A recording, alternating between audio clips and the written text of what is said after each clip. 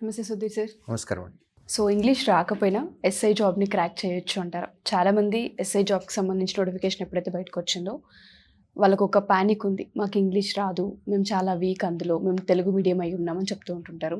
ఇంగ్లీష్కి SI జాబ్కి ఏమైనా connection ఉంది అంటారు? మీరు గతంలో జరిగిన నోటిఫికేషన్స్లో కూడా అండి, Telugu medium students that rural background నుంచి వచ్చిన వాళ్ళే SI jobs and constable jobs తెచ్చుకున్న వాళ్ళు ఉన్నారండి. సో దీనిలోనే మనకి క్లియర్గా తెలిసిపోతుంది. అంటే ఇంగ్లీష్ అస్సలు రాకపోతే అని నేను చెప్పను, కానీ బట్ కొంత ఇంగ్లీష్ ఉంటే సరిపోతుంది, అర్థమయ్యే ఇంగ్లీష్ ఉంటే చాలు. ఓకే. మీకు ఎగ్జామినేషన్ ప్యాటర్న్లో కూడా కానిస్టేబుల్ ఎగ్జామ్లో ప్రిలిమ్స్లో అండ్ మెయిన్స్లో 200 మార్క్స్కి జరుగుతుందండి. 200 మార్క్స్లో 25 క్వశ్చన్స్ మ్యాక్సిమం వస్తాయి. దట్టు అవి బేసిక్ గ్రామర్ మీద, తర్వాత కాంప్రహెన్షన్ మీద, వీటి మీద వస్తాయి. అంటే ఎక్కువ నాలెడ్జ్ టెస్ట్ చేసేది అయితే కాదు, బేసిక్ ఇంగ్లీష్ టెస్ట్ చేసేది 10th క్లాస్ స్టాండర్డ్లో ఉంటుంది. ఓకే. సో అంటే మీరు టోటల్ పర్సంటేజ్లో కానిస్టేబుల్ ఎగ్జామ్లో మ్యాక్సిమం ఆఫ్ 12% ఇంగ్లీష్కి ఉంది. అదే ఎస్ఐ ఎగ్జామ్లో అయితే ప్రిలిమినరీ అండ్ మెయిన్స్ ఎగ్జామ్ అండి. ప్రిలిమినరీ ఎగ్జామ్లో అసలు ఇంగ్లీష్ లేదు. ఓకే. అది ఓన్లీ క్వాలిఫైయింగ్ నేచర్ మాత్రమే. ఏది ప్రిలిమ్స్ ఎగ్జామ్ మొత్తం కూడా. ఓకే. మెయిన్స్లో మీకు 4 పేపర్స్ ఉంటాయి. ఈ 4 పేపర్స్లో కూడా ఫైనల్ మెరిట్ లిస్ట్లోకి తీసుకునేది పేపర్ 3 అండ్ పేపర్ 4 మాత్రమే. ఇందులో ఇంగ్లీష్ లేదు. సో అక్కడ మనం ఫైనల్ మెరిట్ లిస్ట్కి తీసుకునేటటువంటి పేపర్ 3, పేపర్ 4లో ఇంగ్లీష్ అనేది లేదు. పేపర్ 1, పేపర్ 2 ఈ రెండిట్లో క్వాలిఫై అవ్వాలి. అట్లీస్ట్ పేపర్ 1 మొత్తం కూడా ఇంగ్లీష్ లాంగ్వేజ్, 100 క్వశ్చన్స్ ఉంటాయి, 100 మార్క్స్కి పేపర్ జరుగుతుంది. పేపర్ 2 మొత్తం తెలుగు లాంగ్వేజ్, ఇందులో కూడా 100 మార్క్స్. ఈ 2 పేపర్లో క్వాలిఫై అయితే చాలు.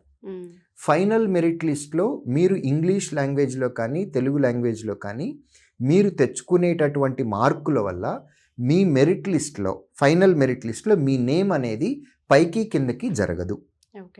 పేపర్ 3 అండ్ పేపర్ 4 ఈ రెండిట్లో కలిపి ఎస్ఐ మెయిన్స్ ఎగ్జామ్లో 400 మార్కులు ఉంటాయండి. 200 మార్కులు ఒక్కొక్క పేపర్.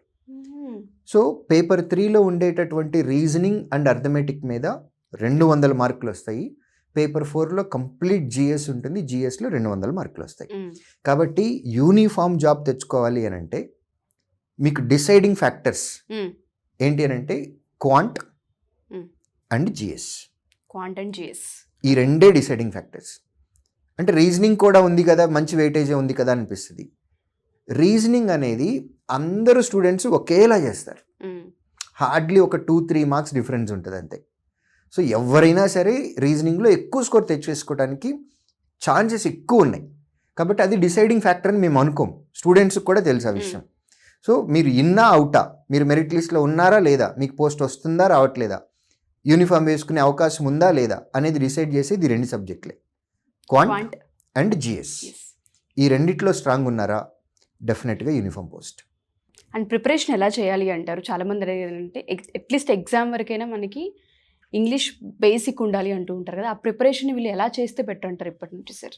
అంటే 10th క్లాస్ బేసిక్ నాలెడ్జ్ ఏదైతే ఉంటుందో ఇంగ్లీష్కి అది అంతవరకే ఉంటుంది, అంతవరకే సరిపోతుంది. ఓకే. బట్ ఎస్ఐ మెయిన్స్ ఎగ్జామ్కి వచ్చేసేటప్పటికి పేపర్ 1లో ఆబ్జెక్టివ్ టైప్ ఆఫ్ క్వశ్చన్స్ 25 మార్క్స్కే ఉంటాయండి. 75 మార్క్స్ డిస్క్రిప్టివ్ ఉంటుంది.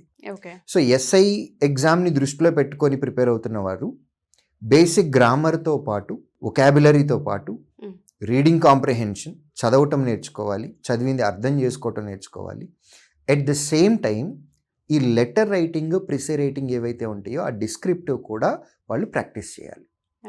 సో గత 4 నెలల నుంచి తీసుకుందాం, ఒక 4 months బ్యాక్ వెళ్ళినట్లయితే కనుక international affairs, national affairs, state affairs specific to Telangana only, current affairs, burning topics ఏవైతే ఉన్నాయో వాటి మీద, ఆ కాన్సెప్ట్ మీద డిస్క్రిప్టివ్ అనేది అలవాటు చేసుకుంటూ ఉంటే కనుక వాళ్ళకి రాయటం వస్తూ ఉంటుంది, ఆ క్రియేటివిటీ పెరుగుతుంది.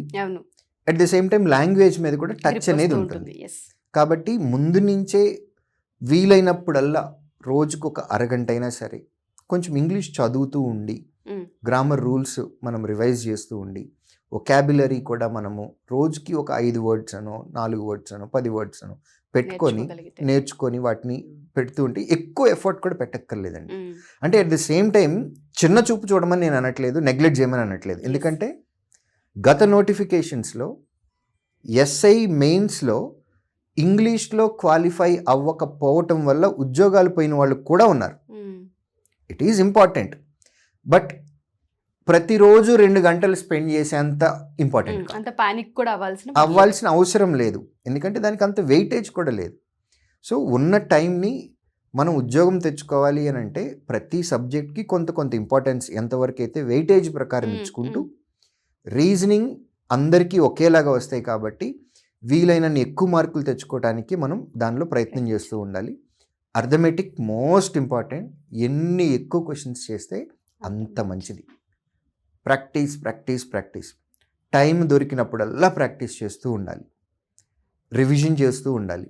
జిఎస్ కూడా అంతే. మనము నోట్బుక్స్, పీడిఎఫ్ ఫార్మాట్స్, లేకపోతే జనరల్గా ఈ స్టేట్ గవర్నమెంట్ మనకి కండక్ట్ చేసేటటువంటి ఎస్ఐ కానిస్టేబుల్ కానివ్వండి, గ్రూప్స్ కానీ, వీటిలో జిఎస్ పార్ట్ స్టూడెంట్స్ అందరికీ ఏం అలవాటు అని అంటే ఒక ఫ్యాకల్టీ నోట్స్ తీసుకొని చదువుతూ మొదలు పెడతా ఉంటారు. అంటే మీకు చెప్పిన ఫ్యాకల్టీ నోట్స్ మీరు చదువుతూ ఉంటే బాగుంటుంది. ఎందుకంటే మీకు కనెక్టివిటీ వస్తూ ఉంటుంది. మీరు క్లాస్లో విన్నారు, మీరు బుక్ చదువుతూ ఉంటారు, మీకు రెండింటికి కనెక్టివిటీ వస్తుంది. బట్ ఆ బుక్ బాగుంది, ఆ నోట్స్ బాగుంది కదా అని చెప్పి జిరాక్స్ షాప్కి వెళ్ళి జిరాక్స్ తెచ్చుకొని మనకి చెప్పని ఫ్యాకల్టీ ఎవరైతే క్లాస్ చెప్పని ఫ్యాకల్టీ నోట్స్ మనం చదువుతూ ఉంటే ఆ కనెక్టివిటీ రాదండి. కాబట్టి పిక్ వన్ సోర్స్, చదవండి.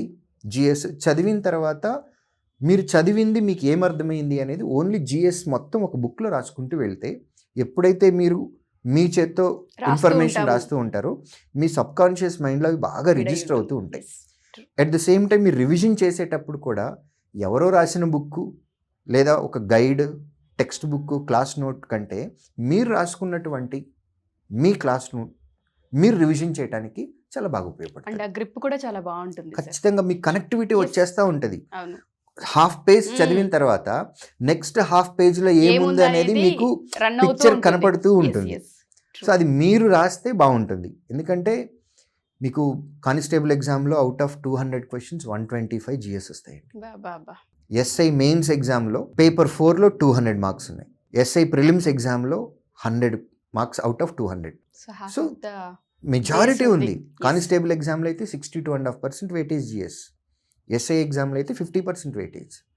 సో అలా ఉంది వెయిటేజ్ అని అన్నప్పుడు చాలా కేర్ఫుల్గా వెళ్ళాలి. ఎందుకంటే 2022లో వచ్చిన నోటిఫికేషన్ మళ్ళీ ఇప్పుడు రావడానికి 4 సంవత్సరాలు పట్టింది. ఇక్కడ అర్థం చేసుకోవడానికి నేను నెగిటివ్గా మాట్లాడటం లేదు. 2022లో అప్లై చేసి ఉద్యోగం రానటువంటి స్టూడెంట్స్ ఉన్నారు కదా, వాళ్ళందరూ మళ్ళీ ఇప్పుడు అప్లై చేస్తున్నారుగా. అంటే ఈ 4 సంవత్సరాల్లో ఎంతో కొంత వాళ్ళు ప్రిపేర్ అవుతూ ఉన్నారు. ఫ్రెష్ గ్రాడ్యుయేట్ లేదా రీసెంట్గా ఇప్పుడే ప్రిపరేషన్ స్టార్ట్ చేసిన వాళ్ళకంటే గత 4 ఏళ్లుగా అశోక్ నగర్లోను, దిల్సుఖ్ నగర్లోను, లేకపోతే రూమ్స్లోను ఇంటి దగ్గర ఉండి స్విగ్గీలు, జొమాటోలు చేసుకుంటూ, పొలం పనులు చేసుకుంటూ, చిన్న చిన్న ఉద్యోగాలు, ప్రైవేట్ ఉద్యోగాలు చేసుకుంటూ రోజు ఎంతో కొంత ప్రిపరేషన్ ఉన్నటువంటి స్టూడెంట్స్ చాలామంది ఉన్నారు. 4 సంవత్సరాలుగా వాళ్ళు చదువుతూనే ఉన్నారు. సో 4 సంవత్సరాల నుంచి వాళ్ళు ప్రిపేర్ అవుతున్నారు అని అంటే యాక్చువల్ కాంపిటీషన్ వాళ్ళ దగ్గర నుంచే ఉంది. ఇప్పుడు రాయబోయే ఎగ్జామ్లో కాంపిటీషన్ వాళ్ళతోటే ఉంటుంది. కాబట్టి దాన్ని దృష్టిలో పెట్టుకొని మనము వచ్చిన అవకాశాన్ని వదులుకోకూడదు అని అంటే ఎక్స్పెరిమెంట్స్ చేయాలి. ప్రిపరేషన్ మాడ్యూల్ని ఫాలో అవ్వాలి. Yes, wonderful sir. Thank you sir. Thank you for the information. Thank you.